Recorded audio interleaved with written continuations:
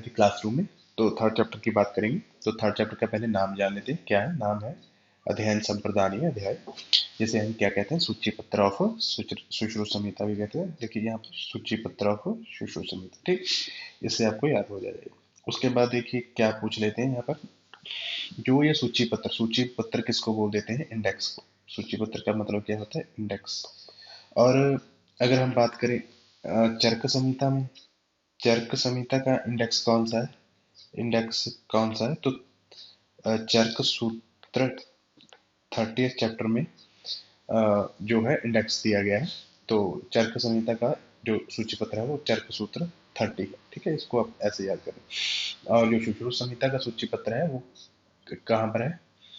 देखिए third chapter अध्ययन संप्रदानीय अध्याय, ठीक है। इसको आप ऐसे भी याद कर सकते हो।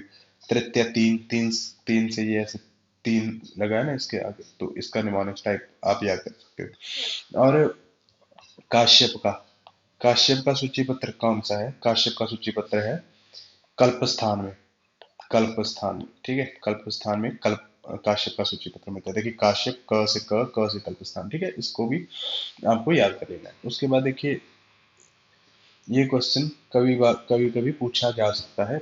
और इतिहास जब हम करते हैं आयुर्वेद का या शिशु संहिता का, तो बहुत ही इंपॉर्टेंट हो जाता है ये। देखिए इसमें 120 अध्याय है, ठीक है। अगर पूछा जाए कि शिशु संहिता में कितने अध्याय हैं, तो ये यहाँ से आंसर होगा 120 अध्याय, ठीक है। चैप्टर्स के कितने हैं? 120 चैप्टर्स हैं, ठीक है। उसके बाद इसके कितने स्थान है? 5 स्थान है, ठीक है। यहाँ यहीं से आंसर करना है आपको, इंडेक्स से। उसके बाद देखिए यहाँ पर सूत्र स्थान में कितने अध्याय हैं? 46। 16 अध्याय किसमें? निदान स्थान में। शरीर में कितने हैं? 10। चिकित्सा में कितने हैं? 40। कल्प में कितने हैं? 8, ठीक है। और उत्तर तंत्र में कितने हैं? 66, ठीक है।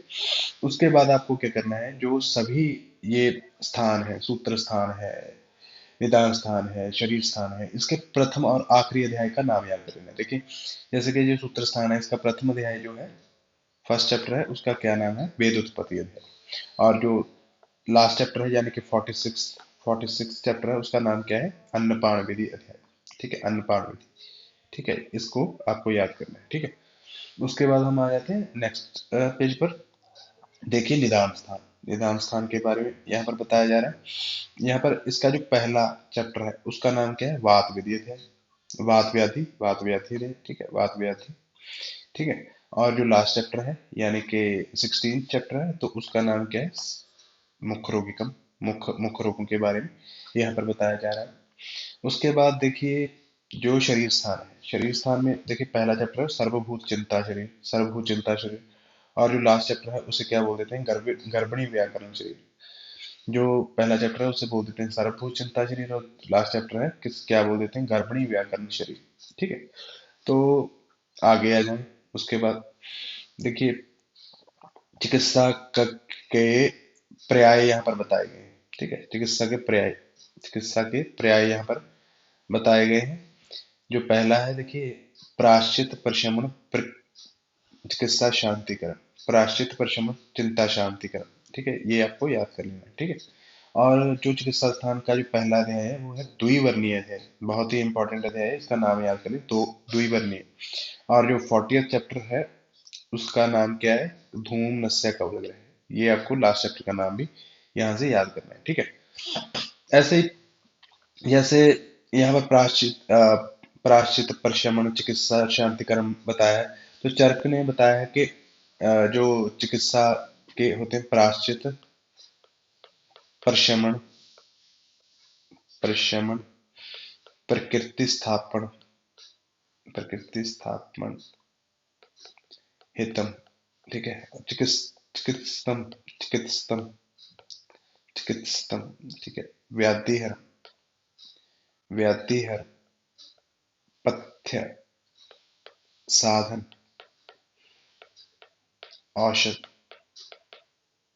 ऐसे जो है ये ट्रीटमेंट के पर्याय चरक ने बताए, ठीक है। चरक ने एक बार आप अपनी लिखाई में नोट कर लें, ठीक है। चिकित्सतम व्याधिहर पथ्यम साधन औषधम पराश्रितम प्रशमन प्रकृति स्थापन हितम, ठीक है। ये जो सारे हैं आपके पर्याय, और सुश्रुत के अकॉर्डिंग इस श्लोक से आपको लिखने हैं, ठीक है। क्वेश्चन पूछा जाता है इसके बारे में।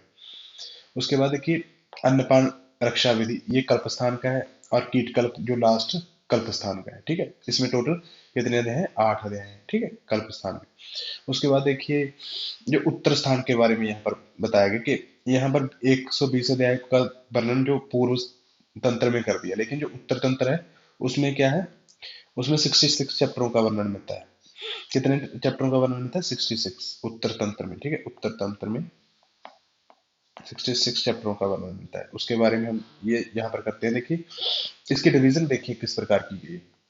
उत्तर तंत्र के जो पहले 1 से 26 चैप्टर हैं वो शलाक्या के लिए है। 1 से 26 चैप्टर जो है वो शलाक्या के लिए दिए गए हैं। उसके बाद देखिए, ठीक है, उसके बाद जो 27 से 38 चैप्टर, 27 से 38 जो चैप्टर है वो कुमार भृत्या के लिए है। और चैप्टर 39 से 59, चैप्टर 39 से 59 जो चैप्टर है वो काय चिकित्सा के लिए दिए गए हैं। ठीक है, चैप्टर 39 से 59 जो है वो काय चिकित्सा के लिए दिए गए हैं। ठीक है, उसके बाद देखिए 60, 61, 62 भूत विद्या, ये 61, 60, 61, 62 भूत विद्या के लिए दिए गए हैं। जैसे कि अमानुष्य प्रतिषेध, अपस्मार प्रतिषेध, उन्माद प्रतिषेध, ये सभी भूत विद्या के अंतर्गत 3 चैप्टर आते हैं। अमानुष्य, अपस्मार प्रतिषेध और उन्माद प्रतिषेध। ठीक है, तो ये आप देख लें इससे। उसके बाद देखिए RSTD, ये क्या है? ये भूषण भूत अध्याय है उत्तर तंत्र के। ऐसे पूछ लिया जाता कि जो सुश्रुत तंत्र है या उत्तर तंत्र है उसके भूषण भूत अध्यायों के नाम क्या क्या? तो देखिए RSTD आपको याद कर लेना है निमोनिक।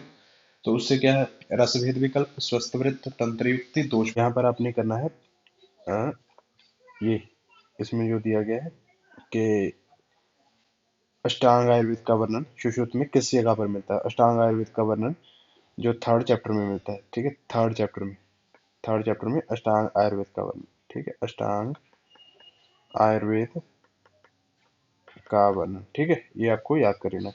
उसके बाद देखिए यहाँ पर क्या बोला है?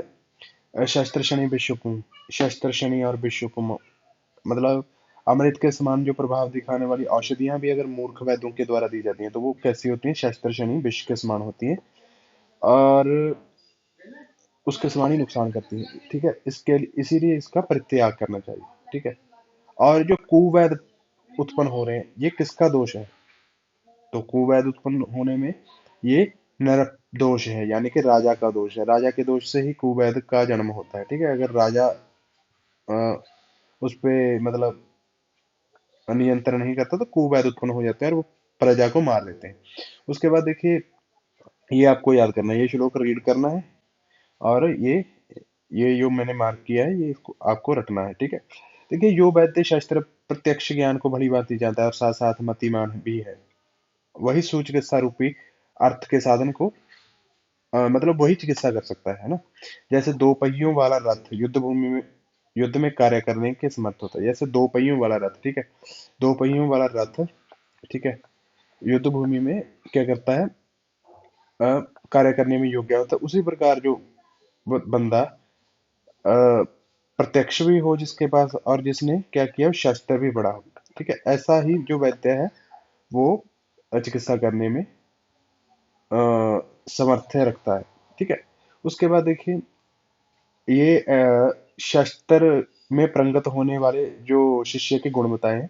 देखिए वो शुचि होना चाहिए, गुरु पर हो, यानी कि गुरु भक्त होना चाहिए, पवित्र, गुरु पर हो, दक्ष, तंद्रा, निद्रा विवर्जित। ठीक है, ये बहुत इंपॉर्टेंट है, इसको आप याद करनी। और उसके बाद ये बहुत इंपॉर्टेंट है, वाक् स्वस्थ अर्थ विज्ञान प्रागलभ्य कर्मण मुन्य तद अभ्यास सिद्धे जो यतेत न अथयन जो अध्ययन करने वाला। ठीक है, उसके बाद देखिए जो उसमें वाणी का स्पष्टता होना चाहिए, यानी कि अर्थ जो उच्चारण है उसका बहुत मधुर होना चाहिए। ठीक है, और हितकारक होना चाहिए। उसके बाद अर्थ विज्ञान, यानी कि जो पढ़ा है उसका अर्थ उसको आना चाहिए। ठीक है, और क्रिया में निपुण निपुण होना चाहिए वो। ठीक है, उसके बाद क्या शास्त्र के अभ्यास और वश वशित्यार्थ की सिद्धि में सदैव प्रयत्न करता रहे। ठीक है, मतलब वो शास्त्र का अभ्यास करता रहे और उसमें पारंगत होने का सदा प्रयत्न करता रहे। ठीक है, इससे इसके साथ आपका जो तीसरा अध्याय है वो पूर्ण हो जाता है और इसके बाद हम करेंगे चौथा अध्याय। बने रहिए आयुर्वेदिक क्लासरूम के साथ। धन्यवाद दोस्तों।